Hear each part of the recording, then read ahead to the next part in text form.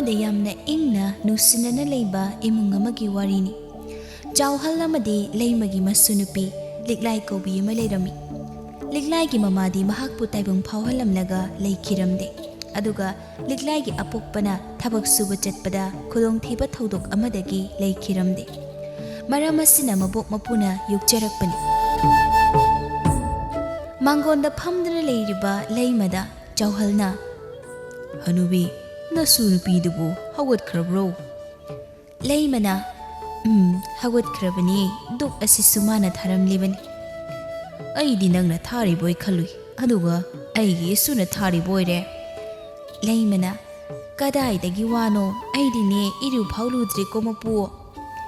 Jauhalna Iyaro ye aigi isudani he namaramukpa kanabu lege. Leimana onthok na su thagat kreda ko. Liklai ngamok khara puthokduna thorai. Bupua ngamok chase. Jauhalna kadai isuna semakpa ngamok ase amuk tahawna sathoke. Liklai su mabok mapugada ngamok adu piduna masu ningkhang phamdare. Abo aikhoi kai enjang thongsige. Leimana abo kidine iyada yaida isuna chaningbado adom thongu. Liklai mapuda mo silakduna ipo aikhoi kai enjang thongse haino ipuna kai chani nasuina thongdoini ipuna chaningbado. Ngarangi nga tawbado khamena sinbaduga hek thongsilu. Liklaina oi pu Jauhalna isunupi nabokdane mateng panghaluni isutana imungi thabak pumba asum tawrabadi yararoini nangbo. Leimana aise thabak ama chet ama phau yaudabagi maongne mapu nangna hairise. Jauhalna haima nangbu kari thabak tawrige ha isu asina loina tawriba natro nangna mahaisida phamza sadana lekai koina wari ngamdana leithoiba natro. Leimana hera mapu nang suni haiba yari matagum pangangda dingangbinu ai suni isugi mating yam pangkrabazan lekai thoiba adunani lekai koiba nati ngyak asum awaba pothabo oina miyamga awa nungai wari sabani sibu nati sibu kayam kaigi mi. Sauhalna ai taningde ko nang taningde hanu thangasida saina santharakan. Moi mapugi wasidi aise phuge hari bro nati phuge hari braba. Haima masi machinsi yengune mase. Liklai ngasaidagi mabok mapugi matawda yengduna noktuna leiribani. Amuk tasing na khanarakpa tare khana hare. Abo ipu tose amukne khanarakpa tare ai migi mamangdai kai ko. Jauhalna khanaba natida isunupi nabok ase nusikhije adunani napuna kanaidagi haijandana thengnarurino khangdi nangi nabok sekpi manbi se. Masu nupina khamjilakpaduda tumina leiruraba leimado hekta sangna chingduna haire. Is aibu sekpi manbi kaina moi mapudi yamna phajare ne. Gari na takhai biramba hangoido adusu pakna siraga taba hangoido aduni malise. Sauhaldi noktuna phana dum phajai ni he. Aidi amanba leitraboi khanduna waruni aduga ai amanba amasu leiridana. Leima sauna mapu yamna ne khanabase haunagumsi ngasi aina sauninglaktana ne ipam ko khankini ko. Sauhalna kari napamda hanba haiba karamba kanda hange hairibano. O moi mapugi ne wasidi aise handagi chalhaningaga leiramliba zat oire. Sauhalna madugi wana teda nangna satke haibaduda haibani aisu nangna satkrabadi maning thangbagi phaja tombido laurunidana. Leimadi mapuroibagi wafamaduda sauninba heladuna haire. Pusila o masamdo khudang yektunane hekta haigi hanadagi atuk yamna pamduna leiragadi kok pusinbirakpa kaidawbage ai amu satpa ngaidoi sarok hauji oinane lawbirurodana. Jauhalna ama leina ama lawbududi aisu pamdaba nangna satlage haibaduda sina paradra tawbunine. Leimana ai satkiniye aina satkragane nang ai khawba lakpagadi yaroi ko. Jauhalna Laoi laoi. Hanubi nang bu kaidaw wa aina amuk kauba laktoino. Sakro. Aine Fazatombido amukta unarukhigi. Asi hairuna chawhaldi ngang duna sumangrom da kumthare. Aduga musu here. Aina halakpadari salamuko hanubi. Ai laurukhige. Sawhaldi ngang duna noklaga thoki. Leima makhodawodu thittuna lehawi. Asumna sahewi. Yengune masi masunupi lesabi pharaba maleraba siphaw kyadununi mase. Masi butasingna lauba chaliba zatlo. Madugi Fazatombi haiba nupidu sine maha taw ngambin aidine othokna zakhre da ko pele hairi sini lei masu ngang dun imung da changki liklai maboka mapuge gi mataw duda makok ngawduna karino khanna lehawi liklai maboka mapugana yamna nusina luna tawbirami mama mapa nauna kaina khibana awat pale helamde mana nungai khiroidaba thabak amda tawramde mahakna chak thongliba imungi thabak tawriba sisu maboka mapugana yaramde adubu manade haizaningbani mateng pangbani hai wabanate haiduna adum tawribani hanadagi hauna chawhalasi naha oiringe matamda subu nomba kanbana mahakna ahal oirabasu imung asida sendok lambi leitrabasu chaba thakpadi watlamde khanghaude asumna matamdi leppa leita chatki haizabagi wani maboka mapuga anisu masu asigi khanbada mathwayana wazarami Nongma nungthin wairam aduda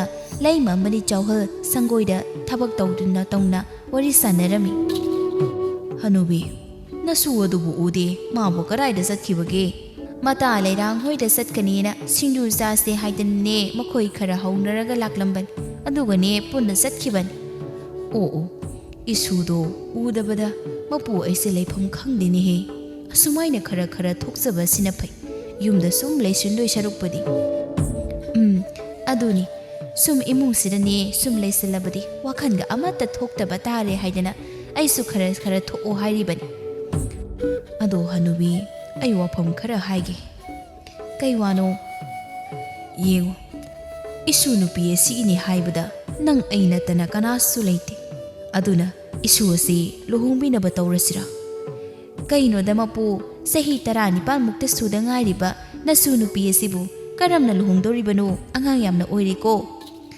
adobudi chumi aduda nang ngaina phatta nungda thokrabadi hayengwai isuse mathanta karamna lehawni ho phana oiduna sune isu ase angang yam oimali madugi waduna ne khona khanasi hanubi nangama tunggi wakhanna ikhan khandeda ko aisu khangdaba natiye adubune aikhoina lohungninge aikhoigi punsi tamba ngamde haiduna angang oiriba chahi kun phau sudriba nasu nupi asibu karamna luhunggadoribano maduna tapna ingna kona khanase mapu ho nangna phani do tawrasi isu nupi se mathantan aikhoina asumna luna chana tawribase hayeng mayum makai palaga karamna laikhini haiba khangba ngamba nati aduna lesaringaine maning tamna nungaina saning bata sa saning bata set maning tamna leijasanune nangdagiro isu nupi sibo ha mapu aigi sunine ainasu isu ase numit thagom yengjaribani aina haibadi tungi khanduna kari phagadabagi haibado nangonda sum hawdokpagi wani asumna yamna nungsinana mapu maben amadi masu makhoi ahum yamna nungaina leirami thabom khara awjinkraba matung liklaigi marai bakta asum to haina tamlambana yamna nungaitaba thodok ama thoklami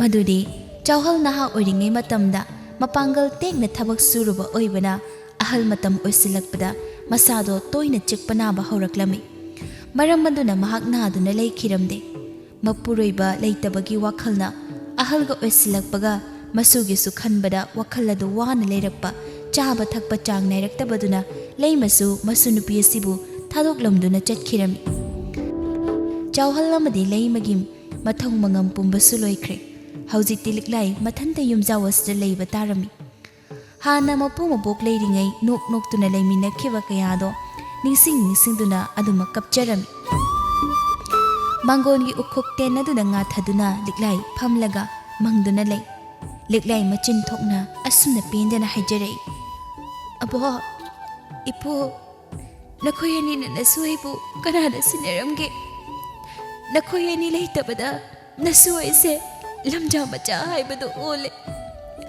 ꯏꯃꯥ ꯏꯄꯥꯒꯤ ꯑꯋꯥꯠꯄ ꯂꯩꯇ ꯅꯁꯨꯕꯨ ꯊꯝꯕꯤꯔꯝꯂꯒ ꯍꯧꯖꯤꯛꯅ ꯀꯔꯤꯒꯤ ꯅꯈꯣꯏ ꯑꯅꯤꯃꯛꯅ ꯅꯁꯨꯏꯕꯨ ꯊꯥꯗꯣꯛꯂꯝꯕꯅꯣ ꯑꯕꯣ ꯏꯄꯨ ꯅꯈꯣꯏ ꯑꯅꯤꯕꯨ ꯅꯁꯨꯏꯅ ꯋꯥꯔꯤꯕꯁꯦ ꯎꯗꯕ꯭ꯔꯣ ꯅꯁꯨꯏ ꯊꯟꯗ ꯂꯩꯕꯁꯦ ꯋꯥꯔꯦ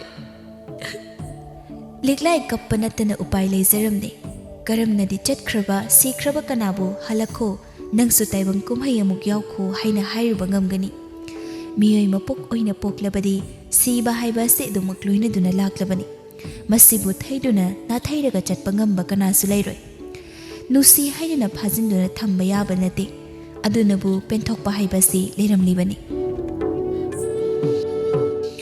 ꯃꯇꯝ ꯃꯥꯒꯤ ꯈꯣꯡꯖꯦꯜꯗꯤ ꯂꯦꯞꯄ ꯂꯩꯇ ꯆꯠꯄꯅ ꯌꯨꯝꯗꯥꯎ ꯑꯁꯤꯗ ꯂꯤꯛꯂꯥꯏ ꯃꯊꯟꯇ ꯂꯩꯔꯛꯄ ꯐꯅꯌꯥꯝꯗꯤ ꯀꯨꯏꯁꯤꯜꯂꯛꯂꯤ ꯃꯄꯨ ꯃꯕꯦꯅ ꯊꯝꯕꯤꯔꯝꯕ ꯃꯔꯟ ꯃꯊꯨꯝ ꯑꯁꯤ ꯀꯥꯏꯗꯨꯅ ꯁꯤꯖꯤꯟꯅꯔꯛꯄꯅ ꯐꯅꯌꯥꯝ ꯌꯥꯝꯅꯗꯤ ꯂꯣꯏꯁꯤꯜꯂꯛꯂꯕꯅꯤ ꯑꯗꯨꯅ ꯂꯤꯛꯂꯥꯏ ꯋꯥꯈꯜꯗ ꯁꯨꯝꯅ ꯈꯜꯂꯛꯂꯝꯃꯤ ꯑꯩꯕꯨ ꯑꯁꯨꯝ ꯀꯔꯤꯁꯨ ꯁꯣꯗ ꯅꯣꯝꯗꯅ ꯊꯣꯛꯂꯗꯤ ꯑꯕꯣꯛꯀ ꯏꯄꯨꯒꯅ ꯊꯝꯕꯤꯔꯝꯕ ꯄꯨꯝꯕ ꯂꯣꯏꯈ꯭ꯔꯒꯅꯤ ꯑꯗꯨꯅ ꯑꯩ ꯍꯧꯖꯤꯛꯇꯤ ꯁꯨꯃꯥꯏꯅ ꯂꯩꯊꯣꯛꯄ ꯃꯇꯝ ꯑꯣꯏꯗ꯭ꯔꯦ ꯑꯩ ꯀꯩꯒꯨꯝꯕ ꯈꯔꯗꯤ ꯁꯨꯗꯕ ꯌꯥꯗ꯭ꯔꯦ ꯑꯩꯗꯤ ꯁꯦꯟ ꯄꯥꯏꯔꯦ ꯑꯋꯥꯠꯄ ꯂꯩꯇ꯭ꯔꯦ ꯁꯨꯗ ꯅꯣꯝꯗ꯭ꯔꯕꯁꯨ ꯍꯤꯡꯕ ꯌꯥꯔꯦ ꯂꯩꯔꯤꯕ ꯄꯨꯝꯕ ꯀꯥꯏꯗꯨꯅ ꯁꯤꯖꯤꯟꯅꯊꯣꯛꯀꯦ ꯈꯜꯂꯕꯗꯤ ꯅꯣꯡꯃꯗꯤ ꯁꯣꯏꯗꯅ ꯂꯩꯔꯤꯕ ꯑꯩꯒꯤꯅꯤ ꯍꯥꯏꯔꯝꯕ ꯄꯨꯝꯕ ꯁꯣꯏꯗꯅ ꯃꯥꯡꯈꯤꯒꯅꯤ ꯑꯗꯨꯅ ꯐꯅ ꯏꯅꯥꯛ ꯀꯩꯔꯥꯛ ꯈꯨꯜꯂꯕꯁꯨ ꯍꯣꯠꯅꯕ ꯍꯥꯏꯕꯁꯦ ꯂꯦꯞꯄ ꯌꯥꯗꯦ ꯍꯦꯟꯅ ꯄꯨꯟꯁꯤꯗ ꯅꯨꯡꯉꯥꯏꯅ ꯍꯤꯡꯒꯦ ꯍꯥꯏꯔꯕꯗꯤ ꯑꯋꯥꯕ ꯊꯤꯗ ꯑꯐꯕ ꯊꯕꯛ ꯑꯩꯅ ꯄꯥꯝꯖꯔꯤꯕ ꯑꯩꯒ ꯆꯥꯟꯅꯔꯤꯕ ꯊꯕꯛ ꯑꯗꯨꯗ ꯄꯨꯛꯅꯤꯡ ꯆꯪꯅ ꯅꯤꯡꯍꯟꯅꯗꯅ ꯍꯣꯠꯅꯒꯗꯕꯅꯤ ꯂꯤꯛꯂꯥꯏ ꯑꯁꯨꯝ ꯊꯕꯛ ꯊꯤꯔꯛꯄꯗ ꯃꯥꯅ ꯇꯧꯕ ꯌꯥꯕ ꯊꯕꯛ ꯑꯁꯤ ꯂꯩꯇꯕꯅ ꯃꯍꯥꯛ ꯃꯊ꯭ꯋꯥꯏ ꯌꯥꯝꯅꯁꯨ ꯋꯥꯔꯝꯃꯤ ꯑꯁꯨꯝ ꯃꯌꯨꯝ ꯇꯥꯕ ꯂꯝꯕꯤ ꯃꯗꯨꯗ ꯍꯜꯂꯛꯂꯤ ꯊꯕꯥ ꯂꯤꯛꯂꯥꯏꯅ ꯃꯪꯗꯨꯅ ꯆꯠꯂꯤꯕꯗꯨ ꯎꯕꯗ ꯀꯧꯔꯛꯏ ꯂꯤꯛꯂꯥꯏ ꯅꯪꯕꯨ ꯀꯗꯥꯏ ꯆꯠꯂꯨꯏꯅꯣ ꯏꯅꯣꯝꯆꯥ ꯑꯩꯅ ꯁꯨꯝ ꯊꯕꯛ ꯑꯃ ꯆꯠꯂꯨꯕꯅꯤ ꯅꯪꯕꯨ ꯀꯩꯗꯧꯔꯒꯦ ꯅꯁꯥꯒ ꯉꯝꯗꯕ꯭ꯔꯣ ꯅꯌꯥꯡꯒꯁꯨ ꯌꯥꯝꯅ ꯀꯟꯁꯤꯜꯂꯦ ꯍꯟꯗꯛꯇꯤ ꯂꯤꯛꯂꯥꯏ ꯅꯣꯛꯐꯦꯠ ꯇꯧꯅ ꯏꯅꯣꯝꯆꯥ ꯀꯩꯁꯨ ꯇꯧꯗꯦꯅ ꯂꯤꯛꯂꯥꯏ ꯀꯔꯤꯁꯨ ꯈꯟꯖꯤꯟꯒꯅꯨ ꯄꯨꯟꯁꯤ ꯍꯥꯏꯕꯁꯦ ꯃꯁꯤꯅꯤ ꯅꯪ ꯑꯩꯅ ꯂꯦꯞꯄ ꯌꯥꯕ ꯄꯨꯟꯁꯤ ꯅꯠꯇꯦ ꯑꯗꯨꯅꯅꯦ ꯈꯔ ꯁꯨꯝ ꯄꯦꯟꯊꯣꯛꯄ ꯇꯝꯃꯨ ꯅꯁꯥꯗꯣ ꯌꯥꯝ ꯁꯣꯛꯆꯤꯜꯂꯦꯅꯦ ꯏꯟꯗꯣꯝꯆꯥ ꯍꯣꯏꯁꯨ ꯂꯩꯔꯤ ꯀꯔꯤꯒꯤ ꯑꯗꯨ ꯌꯥꯝꯅ ꯊꯋꯥꯏ ꯋꯥꯔꯤꯅꯣ ꯍꯣꯏ ꯏꯅꯣꯝꯆꯥ ꯑꯩ ꯀꯩꯁꯨ ꯈꯟꯖꯟꯗꯦꯗ ꯅꯠꯇꯦ ꯅꯪꯕꯨ ꯆꯥꯛꯀ ꯆꯥꯔꯕꯣ ꯉꯁꯤꯒꯤ ꯅꯊꯟꯇ ꯂꯩꯔꯦ ꯀꯥꯏꯗ ꯆꯔꯥ ꯍꯦꯟꯕ ꯇꯧꯅꯨꯀꯣ ꯆꯥꯗ꯭ꯔꯤ ꯏꯟꯗꯣꯝꯆꯥ ꯍꯩꯃꯥ ꯀꯔꯤꯒꯤ ꯅꯪꯗꯤ ꯍꯧꯖꯤꯛ ꯅꯨꯃꯤꯠ ꯌꯨꯡꯂꯐꯥꯎ ꯆꯥꯛ ꯆꯥꯗꯦ ꯍꯥꯏꯔꯤꯁꯤꯕꯨ ꯀꯔꯤꯒꯤꯅꯣ ꯅꯪꯒꯤ ꯑꯋꯥꯠꯄ ꯂꯩꯔꯕꯁꯨꯅꯦ ꯏꯟꯗꯣꯝꯆꯥꯗ ꯍꯥꯏꯌꯨ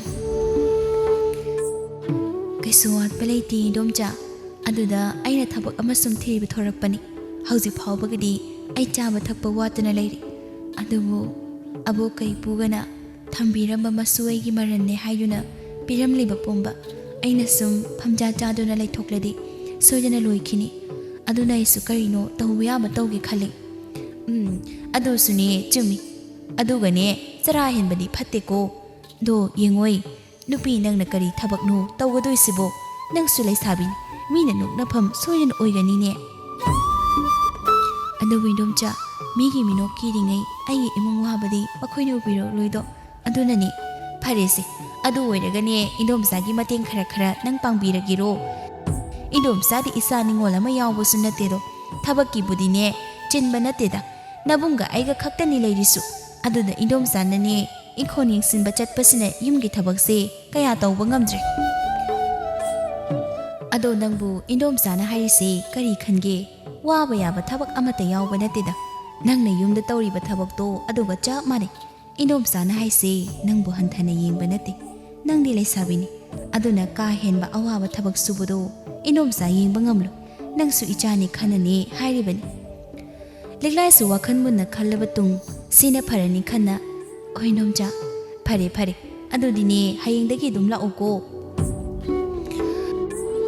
ꯃꯊꯪꯒꯤ ꯅꯨꯃꯤꯠꯇꯅꯤ ꯍꯥꯏꯅꯈꯤꯕꯒꯤ ꯃꯇꯨꯡ ꯏꯟꯅ ꯂꯤꯛꯂꯥꯏ ꯑꯌꯨꯛ ꯉꯟꯅ ꯊꯕꯥ ꯍꯣꯏꯗ ꯊꯕꯛ ꯃꯇꯦꯡ ꯄꯥꯡꯕ ꯂꯥꯛꯂꯝꯃꯤ ꯂꯤꯛꯂꯥꯏ ꯁꯨꯃꯥꯡ ꯑꯗꯨꯗ ꯂꯦꯞꯇꯨꯅ ꯏꯅꯣꯝꯆꯧ ꯇꯥꯔꯦ ꯉꯥꯏꯍꯥꯛ ꯉꯥꯏꯔꯝꯃꯨ ꯊꯣꯛꯂꯛꯑꯒꯦ ꯊꯕꯥꯅ ꯊꯣꯔꯛꯄꯗ ꯂꯤꯛꯂꯥꯏ ꯑꯣꯏꯔꯝꯕꯗꯨꯗ ꯍꯩꯃꯥ ꯂꯤꯛꯂꯥꯏ ꯅꯪ ꯑꯣꯏꯔꯦ ꯀꯧꯗ꯭ꯔꯁꯨ ꯀꯣꯛ ꯆꯪꯉꯛꯄ ꯌꯥꯗ꯭ꯔꯣ ꯂꯥꯛꯑꯣ ꯆꯪꯉꯣ ꯀꯥꯔꯛꯎꯅꯦ ꯅꯪꯕꯣ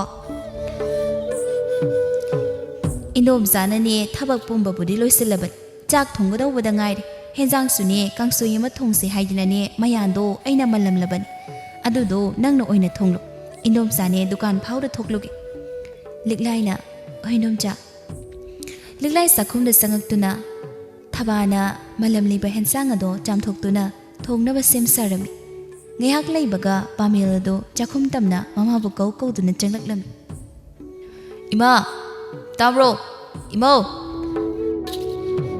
Pamil na chakhum changakpada nupi mo oina leirambadudha khamprek khangi Oima Karano Karai ni nupi no side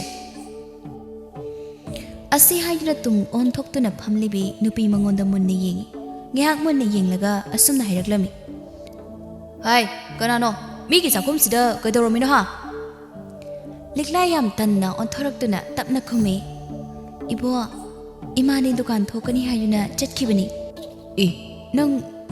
Nang bulik lai natro Hoi mani bo Nang diga dormiba Migi chakhum sida chakka thongdana Inom chana Tanjanu da thabasu dukan dagi halaktuna chakhum da chaklaklami Macha no pale rambadu da thaba macha re yingduna Aima Ibungo nang de chakhum sida kai dormiba Pame mama na hanglibado khumbagi mahut wa moina hanglami Imasinu bisina aikhoshida kai dormiba Thabana Hai, kari wangang sangang no, liglai sibu, nangbu masak amata khangdrabro.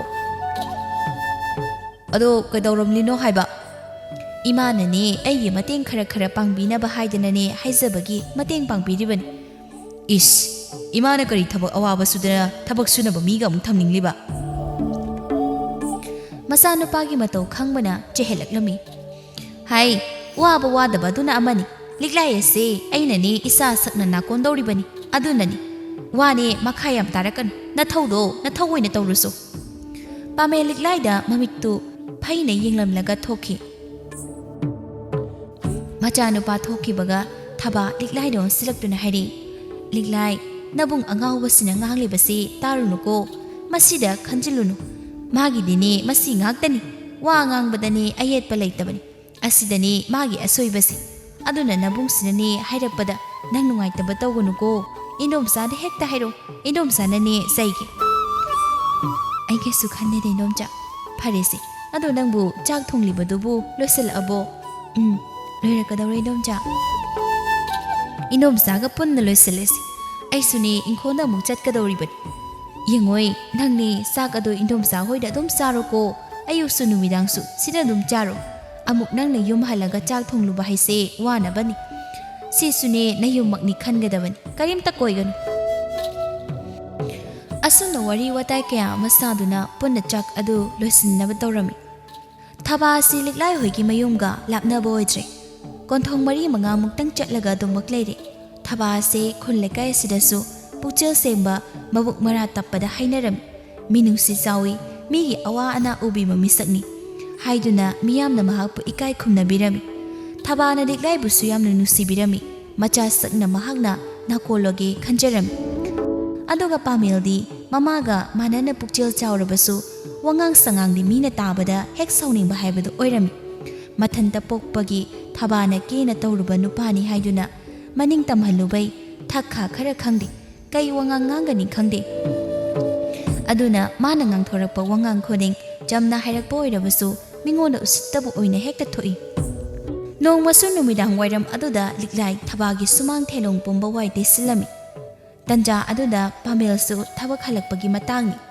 Pamil mangona aduda phamthaduna wai sitlibi liklai de yengduna le Liklai masinda murum soli Asibu nupani ga mi kari soyi kari tawri kari chayba yai haiduna tum hek yengduna le Masibu tasingna ngawu ngawra khangdena Mana masida tumin phamlaga aingon yengdise Soyina chaybayaba kari ngangsige hairuna yenglioramni Liklai thabak adu tawna amuk khali khara thuna changki ge haide masi ngawbuse haibaga tawbaga pamel makhondu khara hauna Aina ngasai su hayuna thamamba phiduri sukrabro As aina haiduni masinu pase amuk ne chaka hauraklan inom chadabu halakkiroinu jalo Liklai machina murum sonduna ngangbani Pamel mana nganglaga khumdabi murum solaga leibaduda makhondo kharaga hena hauna hairaklami. Hai, aina ngangi se kanadano. Leisabina mana pangabo. Nati. Aina ngangido nangonda natagum aibu sitirwa haidro. Liglai Pamel na khanglaw lawrakpaduda khangprek khangi. Aduga Pamel da kina yengduna hairi. Kay haibnai bo. Nangbu nanado tasingna panglabro. Ha. Aina nangonda kari hairumge. Pisu haiba natro. Sukramni bo. Sengna subro. Pisu budu machu tana suni. Tabak aba tawuda pukning changna tawutam. Loi khra loire khanane tawwe hena bido tawunu. Liklai kari sukhumde tumin leptuna lei. Pamel sauna hairi. Tasingna nangise mi usitriba haidro.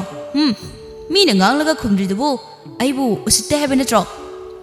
Liklai kina sengna suyi bo. Aina wangangadi thuna khumbatam. Matunga aina nganglaga khumdabi tuminaga laisalaba. Aibu phatti hain. Pamel asi hairamduna imungda changki. Liklai sor hondak chaduna tapna solawi. Asibu kari laina sarapano khangde. Aheg lakpaga aise sorga lekhibaga chapengmane. Somdana thaba inkhonda mana masing lawba lakpa mi singa punna wari sari. Nupi khara ahal oibi amana ibi ma thaba nangi mana masing singse mi na yamna pamnai ko nangi inkhondagi ne bo hairabadi ne koi hauba nate.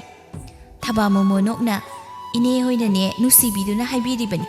Amana nusibagi wa khak natida miyamna sune yamna pamna sanai.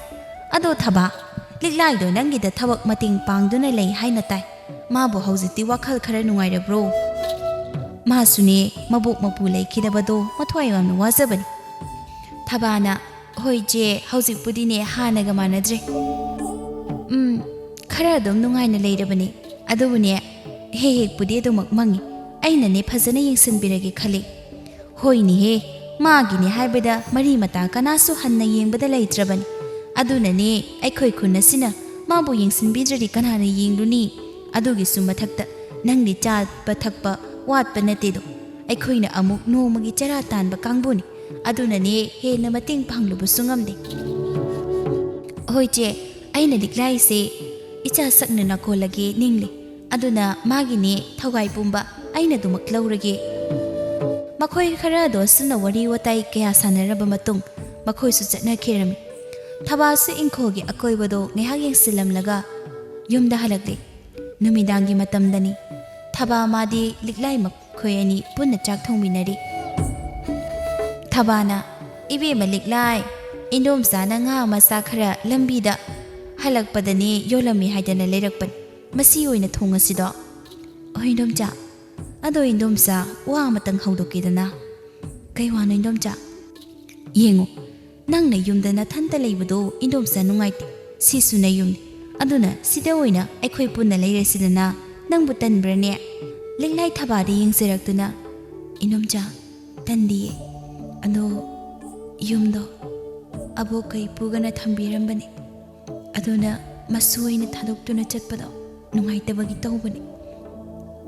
Haima adugi karisu waruno nangna yumdo yonthokidawu nati. Madudi nange dom oiraga leiradawbani. Indomsana haibadi nathanda sum leirabadi wakhalase nungaifam khangdabani. Nangna sida leirasu adum yumda chattuna kari karino adum yengsil. Aduga nangdi lesabini nathanda yumda leibado kanhana tongba ngamgi. Mina bu phatrabadi hidak leite hainaribaduni. Thabana haimanbadagi liklasu hoi haiduna yarami. Mathangi numittagi leinaba hainaraduna liklaisu thaba hoida leirakpa chayol amarom henzilakle. Ngasusu Pamel liklai don sinduna chayri. Yum masida leirabadi yum masigi thabak pumba nangna tawgadaba natro ha aduga aina thabak chatpa nangnaba chakphok thongba ngamdrene nate yamna ngamsilaeba moli mona singawla enangko. Liklai yam tapna kina khumjare. Ibo aido isa khara nungaitabagi yahu khara thingdokre aduini ai hojik nangnaba loijarake. Pungse karai tare khangbro nangi chak tu ngai ringai ai aruba thabak mayam am lebise to haribro. Macha nupana kanna launa ngangbadu tabada thaba hathu atu muchange. Haima Ibungo kainawrage nangna ayuksida kanda ngangidubo. Pamel mamada yengduna ima minai nupina masagi thabak karino khangdana chatpagi hairamliben. Thabana ibungo karino nangna nganglibado ha kanadano. Pamel thausadana saidangduna leiribesida natrabadi minai bu kya suge aikhoi mungsida. Thaba sauna ibungo imana nangbu naning tamna awat palekta thamle haiduna adugombo wangang lodabado ngangan liklai se aigi ichan aduna nangsu mahapu pukminaba nachanmakni khangadabani. Pamelna saidangduna leiba nupida aina ichani khangadaba pameldo aigi nate. Thaba sauna machanupagi mamaida khoppakna thasili. Nangi adugombo wangangdo aina kayarak hanna hairaba natro ha haiganu tawganu haidina mimang thokpa yaba thabak asuk yamna nangna tawribase kaigino ha phana nangna sunomduna sena paiduna leirabasu thakha naidaba mina kuina kaidongnungdane chattaban. Miyoibagi wangang haibase yamna luban ngang thokkiba wase amu hanjilaktabani madu khangna chalu. Pamel kari sukhumda laida mamit I khana yengi. Thabana khara ingthaluna makhatare nachalase masangamde haibat. Madunani nangna nachalasida chaifam thokte. Imasu ayuk anganbada mine hensang napi lawba lakani haibaduda chathokluban. Aisuni thenge khana nangna bala iban. Nung phadoksu khara thengbasi mahausan. Nang thabak thengi haidai chalu chal. Chak ado kaitheldo oirasu dum charo. Ayuk kisidi nang naroi.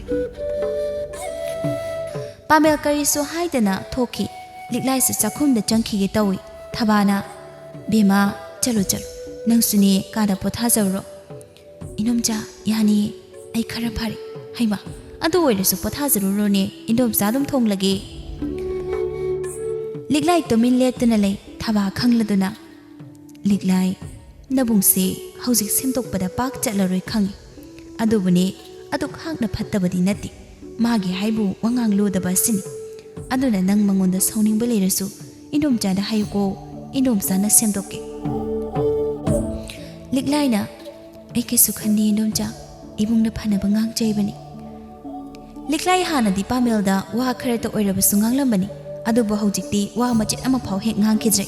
Pamelga thengnadana ba ngakta tawrami adubu yumamata da leibanina thengdi dumak thengnari poni. Pamel suliklai da wa machita ngangludre asum tawna numit kharadi khana chaina yauda haujin khirami. Nongma Pamel thabak subagi warduna ukhada phamduna ngihak potharami.